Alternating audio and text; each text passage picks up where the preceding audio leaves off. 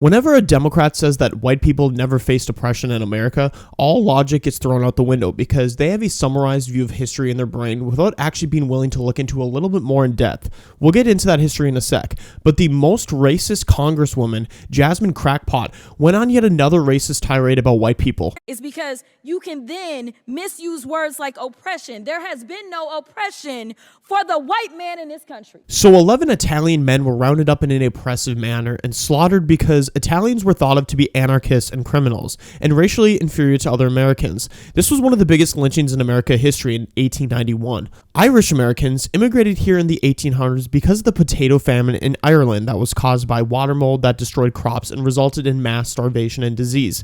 These people were depicted as violent, lazy, and inferior, and had a tough time to get employment because of that. There was also a lot of anti-Catholic rhetoric because that was their primary religion, and they were thought of it to be a poison that undermined Protestant values. German Americans faced harassment and violence in the World Wars because they were under suspicion that they'd be disloyal to our country. During the Civil War, Ulysses S. Grant expelled Jews from areas under his control, accusing them of profiting off of the cotton trade. You tell me which white men were dragged out of their homes.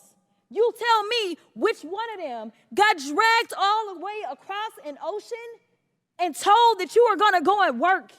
We are going to steal your wives. We are going to rape your wives. That didn't happen. That is oppression.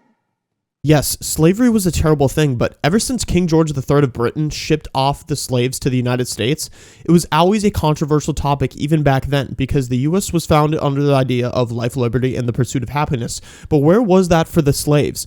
Thomas Jefferson, a founding father, condemned slavery in the original draft of the Declaration of Independence, criticizing King George III for violating human rights by continuing the trade and forcing slavery upon the American colonies. You could actually argue that Britain was the reason that we had the poison of slavery.